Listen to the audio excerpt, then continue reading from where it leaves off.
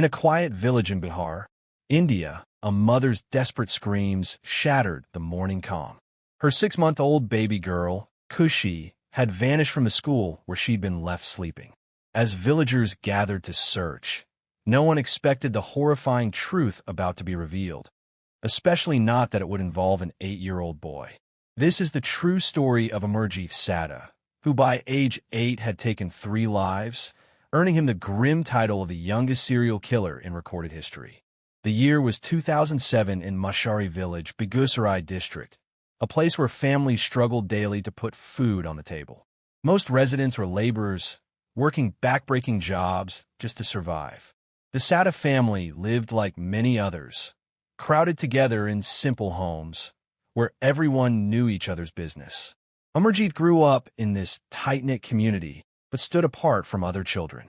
Villagers described him as strange but polite, a quiet boy who would suddenly lash out violently during play.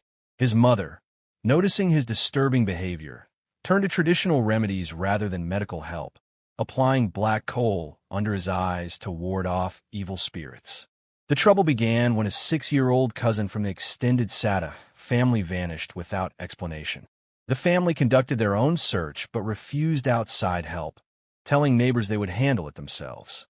Just days later, the girl's body was found buried nearby, but no report was made to authorities. Months passed, and the Sada family welcomed a new baby girl. For a brief time, joy returned to the household. But 3 months later, tragedy struck again when the infant disappeared. Again, the family kept silent, refusing to involve police or neighbors. The pattern broke when Kushi, a 3-year-old from another family, went missing from school. Unlike the Sada family, Kushi's mother immediately alerted the village and then police when her daughter couldn't be found. As officers investigated, something chilling happened. 8-year-old Amarjit approached them with a smile, offering to lead them to Kushi in exchange for biscuits. Amarjit guided police to a field where Kushi's battered body lay hidden under brush. Even more disturbing was his casual confession. She was sleeping at school.